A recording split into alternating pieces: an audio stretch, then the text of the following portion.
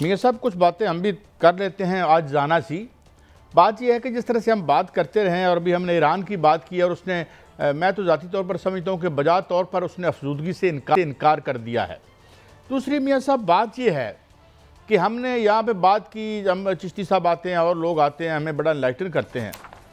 There are no free lunches میاں صاحب. کسی نے آپ کو ترلا کر کے ٹرمپ صاحب کو امن کا دائی قرار دے کے which is I think very ridiculous statement. I don't know جو کہ خود یوکرین میں کیا کر رہا ہے، غزہ میں کس طرح گلے کٹوا رہا ہے، اسلحہ بھیج رہا ہے، اسی طرح فرانس، اسی طرح یوکے کر رہا ہے. تو میاں صاحب یہ تو اسرائیل نے جب قیمت بڑھا دی، قیمت کو اٹھا کے وہاں لے گیا کہ اب تم آؤ گے تو شاید تمہاری آبادی نہیں بچے گی یا تمہاری آبادی خود بھاگ جائے گی، تو تب جنگ بند ہوئی ایران کے خلاف. اب اگر ہم سمجھتے ہیں ہم باتیں کر کے اچھی خوش آمدیں کر کے چھوڑ دیں، معاف کر دو، بڑا اچھا ہوتا ہے، اخلاقیات کا درس دیں گے وہاں پہ، تو nobody is going to listen to us. تاریخ میں جہاں بھی ہوا ہے وہ طاقت کے ٹکراؤ میں یہ جب ایک طرف یا ایک پلڑ نے سٹیک کتنے ہائی کر دیے تو اگلے کو پھر جو ہے آ کے بات کرنی پڑی. جس طرح یالٹا میں بات ہوئی اور ابھی میں نے ریفرنس دیا تھا کہ سٹالن جیسے ایک انتہائی مٹھ لیڈر کو جو ہے وہ آدھی دنیا پلیٹ میں اٹھا کے رکھ دی کیونکہ اس نے مار مار کے جرمنی کا بھی برکس نکال دیا تھا، امریکہ وہاں سے جوتے کھا کے نکلا، اور اٹلی تھا، فرانس تھا، بے شمار ملک تھے. یہ میں دوسری جنگ عظیم کی بات کر رہا ہوں. تو میاں صاحب پلیٹ وچ تک کسی نے رکھ کے کچھ نہیں دینا until unless they know کہ no یہ قیمت ہم نہیں دے سکتے جو بھارت کو احساس ہوا ہمارے اوپر حملہ کرنے کے بعد کہ بھائی this is too much، بس ہم خدا کے لیے سیز فائر کر دیں.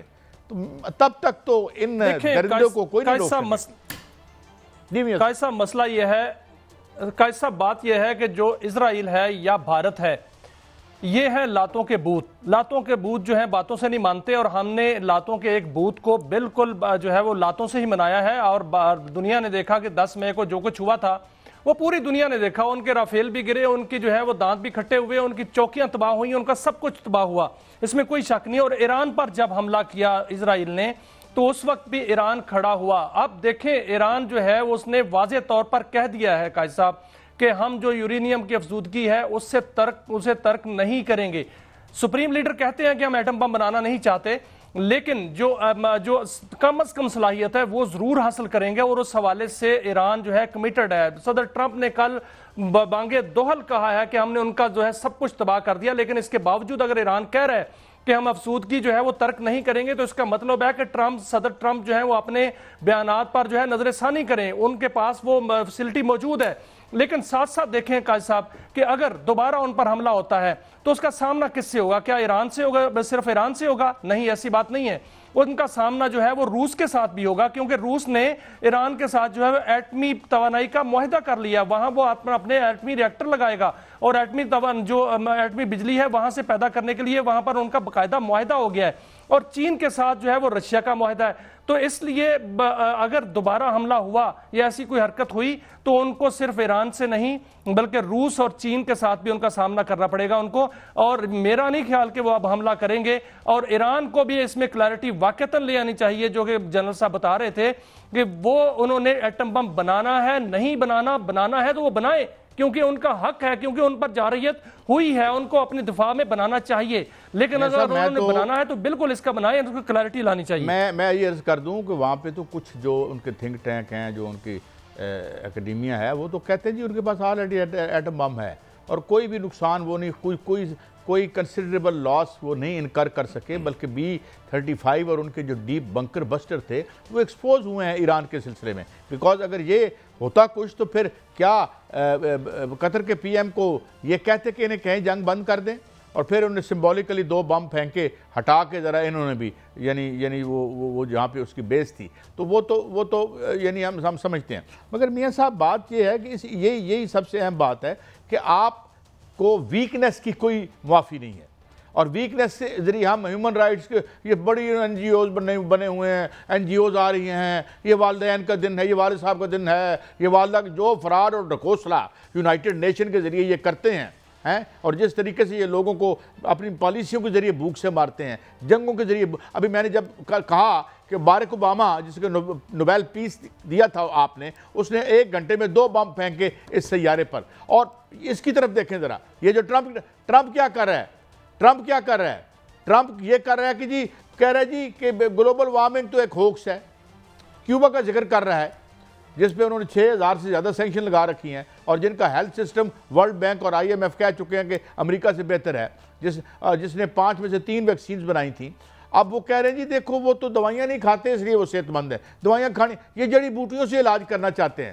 یہ کس قسم کے پریمیٹیو انسان ہیں جو کہ دنیا کی جدید ترین ماڈرن اور سب سے بڑی ریاست کے اوپر آ کے براجمان ہو گئے ہیں. And I think he very truly represent the ailing and rotting system that he is presiding over in the states. ہم دیکھ رہے ہیں یہ ایک لاغر امپیریلزم ہے اور یہ ایک جو ہے وہ ڈوبتا ہوا سورج ہے. ٹائم لے گا، ظاہر ہے اتنا جلدی تو ختم نہیں ہوگا، مگر یہ کیا بات کر رہے ہیں اور کیا کہتے ہیں میں امن کا دائی ہوں، مجھے نوبیل پیس پرائز دو. یوکرین کے عوام کا بیڑا غرق کروا دیا، پہلے اس سے پہلے جو بائیڈن نے، پھر اس نے، پھر یہ روز بم بھیجتا ہے، روز ریپلینش کرتا ہے ان کی جو انوینٹری ہے اس کی اسلحے کی، اور وہ جا کے مروانا شروع کر دیتے ہیں غریب ان بچوں کو، بیٹیوں کو غزہ میں. تو یہ کون سے امن کے دائی ہیں؟ یہ تو ان سے تو لاکھوں خان شرم آ جائے میاں صاحب. تو میرے خیال میں جب تک ایک ہارڈ سٹانس ہم نہیں لیں گے اور ان کا جس طریقے سے ابھی جنرل طارق رشید کہہ رہے تھے کہ ان کا اکنامک بائیکاٹ کریں، ان کو جو ہے اتنی قیمت لگا دیں کہ انہیں پیچھے ہٹنا پڑے، ورنہ یہ درندے کبھی آپ کو اور آپ کے بچوں کو نہیں بخشیں گے. بات یہ ہے کہ جس طرح سے ہم بات کرتے رہے اور ابھی ہم نے ایران کی بات کی اور اس نے، میں تو ذاتی طور پر سمجھتا ہوں کہ بجا طور پر اس نے افزودگی سے انکار کر دیا ہے. دوسری میاں صاحب بات یہ ہے کہ ہم نے یہاں پہ بات کی، ہم چشتی صاحب آتے ہیں اور لوگ آتے ہیں ہمیں بڑا انلائٹن کرتے ہیں. There are no free lunches میاں صاحب. کسی نے آپ کو ترلا کر کے ٹرمپ صاحب کو امن کا دائی قرار دے کے، وچ I think very ridiculous statement, I don't know, جو کہ خود یوکرین میں کیا کر رہا ہے، غزہ میں کس طرح گلے کٹوا رہا ہے، اسلحہ بھیج رہا ہے، اسی طرح فرانس، اسی طرح UK کر رہا ہے. تو میاں صاحب یہ تو اسرائیل نے جب قیمت بڑھا دی، قیمت کو اٹھا کے وہاں لے گیا کہ اب تم آؤ گے تو شاید تمہاری آبادی نہیں بچے گی یا تمہاری آبادی خود بھاگ جائے گی، تو تب جنگ بند ہوئی ایران کے خلاف. اب اگر ہم سمجھتے ہیں ہم باتیں کر کے اچھی خوش آمدیں کر کے چھوڑ دیں، معاف کر دو، بڑا اچھا ہوتا ہے، اخلاقیات کا درس دیں گے وہاں پہ، تو nobody is going to listen to us.